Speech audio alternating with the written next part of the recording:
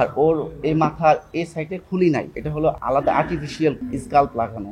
আমার ছেলে ইংলিশ ভার্সনে পড়তো, পড়াশোনা করতো, ক্লাসে ফার্স্ট ছিল। এই ছেলের খুব স্বপ্ন ছিল প্লেন চালাবে। স্বপ্ন বড় হয় না, সত্যি হবে। ভাষা এখন শুধু প্লেন প্লেন বলে, কিন্তু আর উড়াতে পারবে না। আমার নাম হলো মোহাম্মদ মুস্তাফিজুর রহমান। আমি বাসিদ খান মুসার বাবা, এবং আমার শহীদ মা নাম হলো মায়া ইসলাম। জি, আমার পেশা হলো, আমি এখন বর্তমানে একটি ইলেকট্রিক এবং ইলেকট্রনিক্স বিজনেস করছি। এটাই হলো আমি একজন বিজনেসম্যান। সেদিন ছিল 19শে জুলাই 2024। 19শে জুলাই 2024 আমি আমার বাবার ভাত নেওয়ার জন্য বাসা থেকে নামি। তখন আমার ছেলেটা আইসক্রিম খাবে দেখে মসজিদ ধরার পর আমি বলি যে তাহলে তুমি আমার পিছনে পিছনে আসো। আম্মুকে বলি যে তাহলে আমি যেহেতু নামবো, তুমি একটু ওর পিছনে পিছনে এসে ওকে নিয়ে যাও। তখন ও দৌড়িয়ে আমার কাছে আসার পর আম্মু এর ভিতরে পিছন দিয়ে আসছিল, ওর পিছনে আমার মা দাঁড়ানো ছিল, কিন্তু আমি দেখি নাই। হঠাৎ করে বাহিরের থেকে একটি গুলি এসে কেচি গেটে ভেদ করে ওর মাথার এই সাইডটা দিয়ে ঢুকে এই সাইড দিয়ে বের হয়ে যায়। পরবর্তীতে আমি আমার ছেলেকে নিয়ে সরাসরি পার্শ্ববর্তী একটি হসপিটালে নিয়ে যাই। প্রাথমিক চিকিৎসার পর ওকে নিয়ে ঢাকা মেডিকেলের উদ্দেশ্যে রওনা হই। যখন সন্ধ্যা হয়ে যায় তখন আমি আমার মার কোনো খোঁজ খবর পাচ্ছি না, ফোন দিচ্ছি পাচ্ছি না।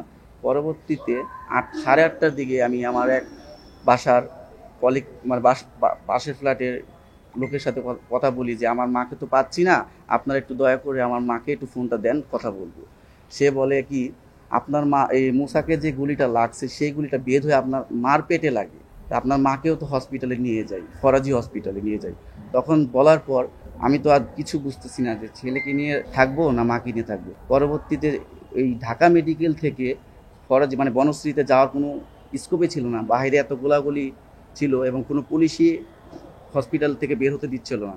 পরবর্তীতে আমার এক আত্মীয়কে ফোন দিয়ে বলি যে আপনি দয়া করে আমার মাকে একটু হসপিটাল থেকে রিসিভ করেন, যাতে সে দেখতে পারেন। তার পাশে কেউ ছিল না। পরবর্তীতে আমার আত্মীয় যাওয়ার পর তাকে দেখে যে ফরাজি হসপিটালের ওয়েটিং রুমের চেয়ারে তাকে শোয়ায় রাখা হয়েছে। পরে আমরা অনেক চেষ্টা করি, সেদিনকার রাতেও আর হসপিটালে আনতে পারি না। পরবর্তীতে আমার বাবাকে 11টার পর মানে রামপুরা বনশ্রী ফরাজি হসপিটালে পাঠাই ঢাকা মেডিকেল থেকে। পাঠানোর পর আমার বাবাকে বলি যে যেভাবে হোক তুমি নিয়ে আসো। যখন তারা আনতে পারে নাই, সে বলছে যে আজকে রাতটা আপাতত হসপিটালে কাটাই, সকালে আমরা এসে বলবো ঢাকা মেডিকেলে।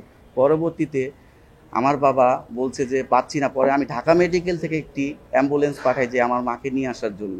আমার মাকে নিয়ে আসার রাস্তার ভিতরে আমার মা মারা যায়। আর হ্যাঁ, আমার ছেলে আপাতত মানে খাওয়া দাওয়া এনজি টিউব দিয়ে করছে, ও মুখে কিছু খেতে পারে না, এবং ওর ডান সাইডটা আপাতত প্যারালাইজ আছে। এই সাইডটা উন্নত চিকিৎসার মাধ্যমে ঠিক হওয়া সম্ভব, যেটা আমাদের হয়তো বাংলাদেশে খুব কমই আছে। যেহেতু ওর শুরুর থেকে শেষ পর্যন্ত চিকিৎসা এখন সিঙ্গাপুরে হচ্ছে, তাই সিঙ্গাপুরের ডক্টর বলছে ঠিক হবে, কিন্তু এটা অনেক সময় লাগে। আর ওর এই মাথার এই সাইডে খুলি নাই, এটা হলো আলাদা আর্টিফিশিয়াল স্কাল্প লাগানো।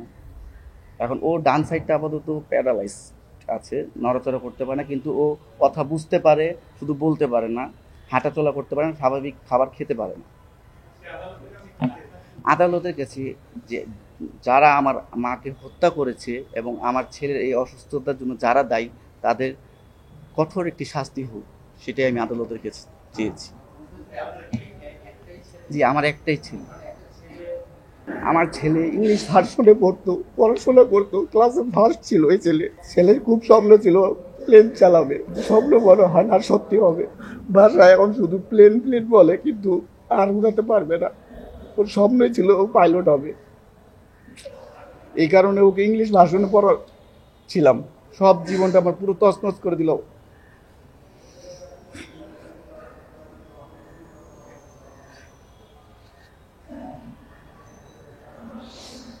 এখন আমার সরকারের কাছে একটাই দাবি যে আমার মা তো মারা গেছে, ছেলেটার যাতে উন্নত চিকিৎসা হয়, ওর কোনো চিকিৎসাতে যাতে কোনো প্রকার অবহেলিত না হয়, এতটুকু আমার সরকারের কাছে দাবি। যাতে কোনো চিকিৎসার খাতে ও পিছিয়ে না পড়ে।